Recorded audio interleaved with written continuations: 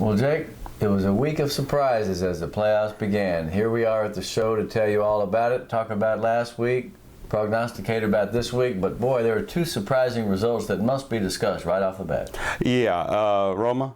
Roma is the king of the valley. Yeah, I put it out on Twitter. Which one was a more shocking loss, Roma or McAllen Memorial? That's a tough one, though. Memorial losing to Del Rio, but nobody thought Roma was going to compete with Mercedes. I have to say that I didn't. No, I mean, we kind of thought, okay, if you did this, it could happen. Right. But I don't think anybody thought, including us, that it would happen. And they were down 14-0. It looked like Katie barred the door. Mercedes hits a couple of bombs.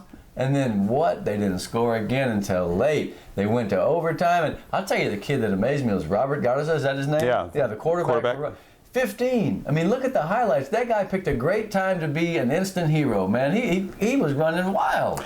Talk about riding a big wave into the playoffs. Mm-hmm. They finally make it to the playoffs. And, a lot of teams would be like, okay, that's it. Right. And I've been on, I've coached for some people that, they got the Sweet 16. Oh, okay, we're here. We're here, right. No, Roma was not just there. No, and they weren't satisfied. I mean, because they could have folded when they were down 21-7. 21-7, 14-0, 21-7. They just kept coming back, and that quarterback was getting loose. It was almost like Mercedes hadn't planned for him being able to do that, because I don't remember him running that well all year. It was Peter Rodriguez, Pedro, number 1, and Little Espinoza, 21, who scored the touchdown in overtime. Those are the main guys that carry the ball, but this kid was running for his life. That's fantastic. You love to see a guy come up with an amazing effort like that in the playoffs. Roman deserves it, man. As for Mercedes, boy, I was just thinking to myself this weekend, if there are no more sicker fan base right now with sadness and hurt than Mercedes, boy, they're just devastated. They have to be. Especially, after the season that they had. I mean, look, their whole district got decimated in the playoffs in the first week. Sure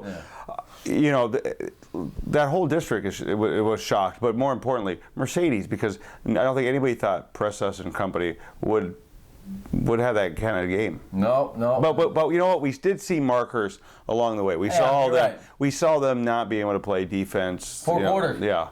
4 quarters at times. Letting teams back in. Right, sir. So they let this team back in, and that team upset them, and that team is Roma in his first ever playoff appearance, knocks out one of the top teams in the Valley.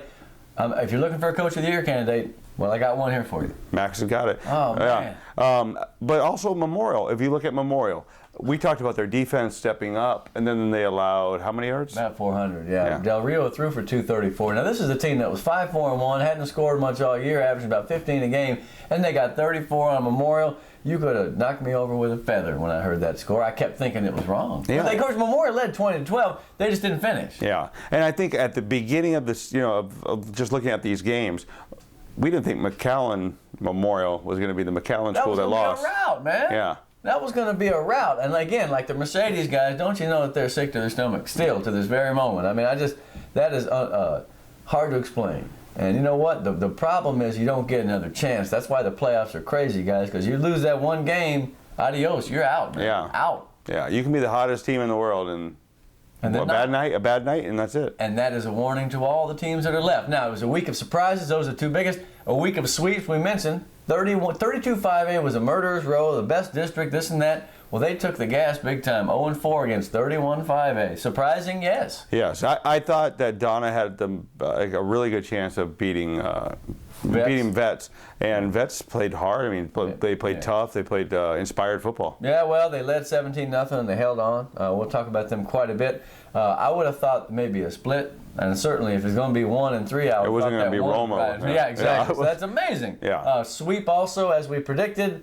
Unfortunately, with the sub-5As, they all got walloped pretty good. And that includes PI. They gave up 52 to Sinton. That's a legitimate team. The Coastal Bend, the Brush Country, the South Central Texas, whatever you want to call it, pretty strong year. And we're going to talk about some more of these teams as we go. But, they all gave a good effort. Man, I kind of thought La Feria might have a chance against Gonzales. But Raymondville put up some good numbers for a while. Yeah, but the teams we run into up there, Jake, they have 2 or 3 or 4 kids on their teams that are just a cut above us overall athleticism.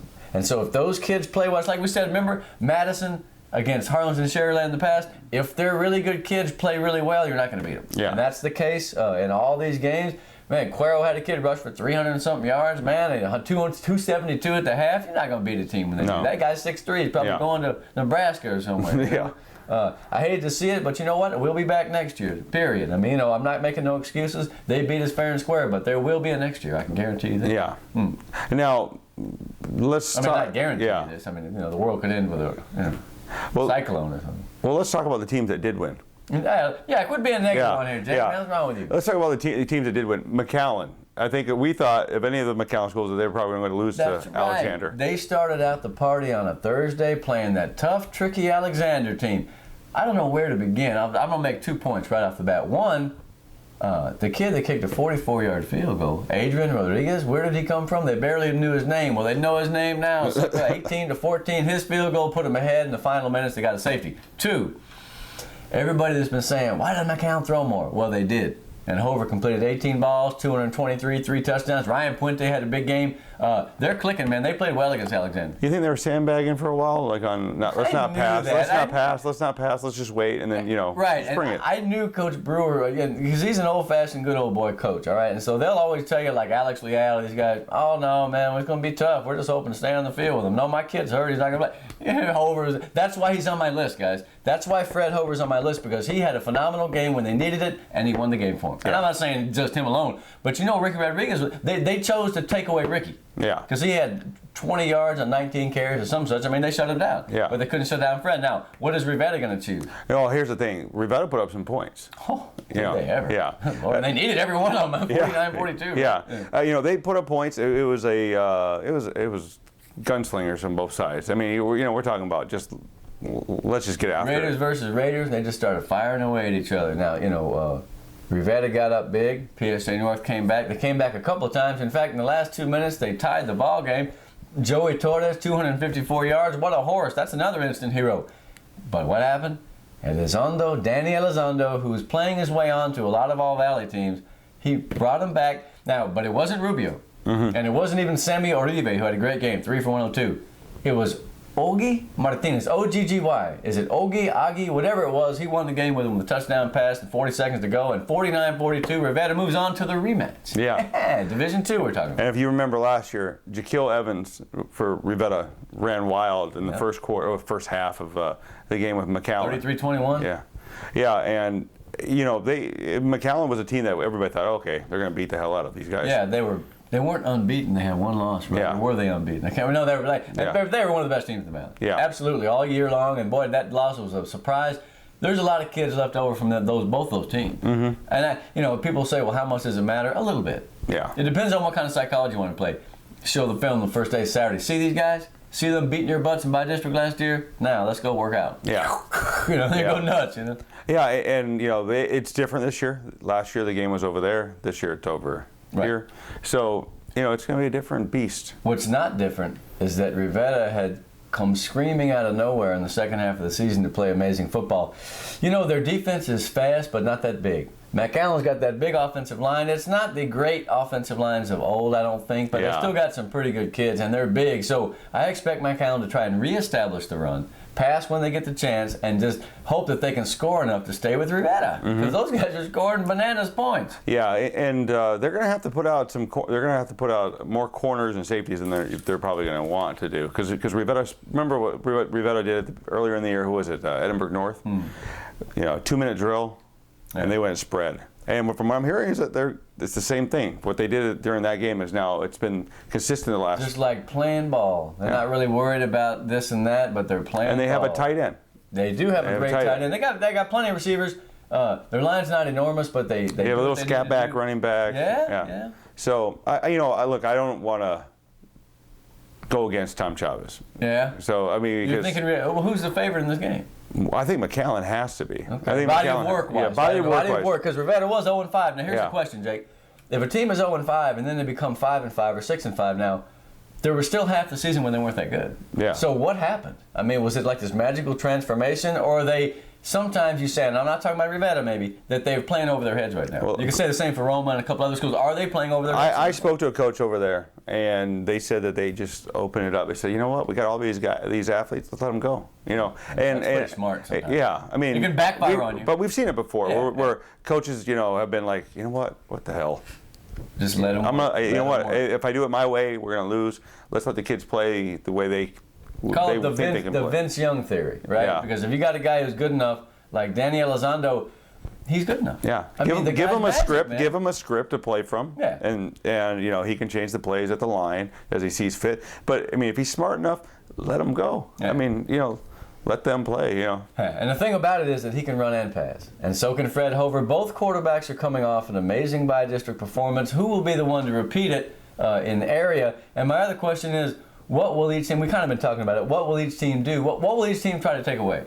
Just like Alexander took away Ricky Rodriguez, right? Mm-hmm. They let Fred go wild. Are they going to? I would probably do the opposite. Yeah. I mean, if Hover's healthy and he's playing the way he's playing, I'd rather him, you know, be bottled up, contained, and I'd rather let Ricky get 150 yards. I mean, because look what they did. They scored a ton against PSJ North. Right. So, okay, if Ricky goes wild, that's fine. As long as both of them don't go wild. Yeah. That's the key to the game. If you have to take something away, because the other guy's going to take something away from you. So the team that fails to take something away will get beat. Yeah. It's a hell of a game in the rematch too, man. Yeah. There's a lot of Chess. subtext. There'll be a lot of chess being played. Yeah, there here. will. I think I'm going to probably go see that game. That's going to be fun. Yeah. Okay. All right, Cool. Division II. What's the other game? Well, the other one's Palmview and East. Okay, but let's start with Palmview, I guess. Oh my!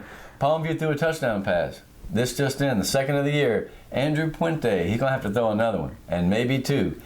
Palmview had a good effort against LBJ. Look, Jake, this effort was indicative of what the Lobos have done all year. They won 21-17 over LBJ. For the year, they averaged 20, and they give up 17. Mm-hmm.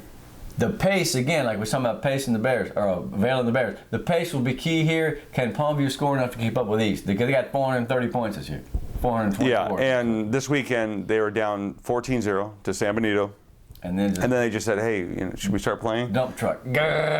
42 points in a row. Yeah, and Marone started off going 71, and you can't stop that guy, man. He had 177 on a half an ankle. Yeah. And him and Rivas both over 1,000. In fact, Lupe's twice over 1,000. What do you think of them apples? He's entered the pantheon of 2,000-yard backs, as we predicted some time ago. Yeah. So now East and Palmview. East probably, obviously, has more playoff experience as a program. Yeah. Palmview's first try. Palmview is kind of like Rivera, kind of like Roma. Are they the team they've been the last couple of weeks? In other words, can they play as good as they can play another week? Because if so, they have a chance to hang with East. Now here's the thing. It's the game's at La Jolla. Mm-hmm. I would love to see all of La Jolla just go to the game because look, there's three schools now. Will. Yeah, You better. And I think that they can feed off of the crowd for a while. Look, it's going to be the mother lode of all games as far Totally. as trying to keep up with the East. I mean, because you're talking about a team that's going to beat you inside. They can run the ball outside. They don't necessarily even have to pass. But they did against San Benito. Ciro Rojas. I told you about that guy. He makes plays. He's not going to go to USC, but I mean, the dude always does something right when I see him. And he caught a touchdown pass and made it 28-14. They shut San Benito out after the first quarter. Yeah. That East defense is not that bad. It really isn't. No. It's about time we gave them some credit. I've mentioned to you some names. This Ramiro Mendoza, man, he's got 120 tackles. Mm-hmm. Yeah, I like a lot of kids on that D. Yeah, and J.C. Chavez. Yeah, I like East. I think what Palmview has done this year has been great. It's almost like Roma as far as it is. It's the same group. Yeah. But. And that's made it fun. Yeah, and that's the great part about it. Now, and they got to beat Villaseñor and LBJ. LBJ was a solid team, man. I'm gonna tell you. Now, here's the deal. Let me go back to Mac Rivera for a minute. The winner gets Johnson or Brandeis, and it's going to be Brandeis, and that team's very good. So this is the Valley Super Bowl for those two teams. Mm-hmm. I ain't going to say they're not going to win, but they probably won't. Yeah. So that gives the game even more importance. You want to get to the third round. Yeah. That's the key. Yeah? Then who's Palmview in? Palmview, they got Brennan and Steele. That's like Poison, Thunder, and Death and Destruction. It's like the Four Horsemen 2 times. Yeah. Forget it. There's no way any of our teams this year can beat those teams. And of course, should I say that? Yeah. Well, look, you're being realistic. No way. They're top 10 teams. We're being realistic. We're not. We would love to see it happen, but they're both undefeated. Yeah. I think 11-0. Steele. I thought Steele had a loss, but I looked on it there. It didn't. Those are just 2 of the top 10 or 15 teams in the state. Put it this way: if we do beat those teams, then I'll personally pay for a parade through the streets of that town. Okay. Yeah, not a big one though. Yeah. And so now that I've completely embarrassed myself on TV here, all right. Well, what else about East and Palmview? Well, I think Palmview is going to have to stop. Well, let's just be realistic. They're going to have to stop the running game, and I just don't see that happening. Because Motone's going to run wild. Rivas can do that little QB delay where he just kind of decides at the line It's going to be hard for to take off. Palmview. Yeah. But they've been stopping people all year, more or less. More or less. I mean, here's the thing: they haven't scored a ton. And they've lost to the good teams in their district. That's right. They haven't lost to any chumps, man. The thing is, they scored 81 points the first 2 games at the Lobos, and since then they've averaged about 13 or 14. Mm-hmm. Like I said, boy, getting 21 was pretty slick against LBJ. Yeah. I don't know, man. I mean, they're underdogs, but if you've learned anything this year in Valley High School football, expect the unexpected and expect the surprises. Because as we close here for our first session, I have to tell you that I'm still plumb crazy surprised over them 2 games we started with. Unbelievable. And it might even get better this week. We'll be back.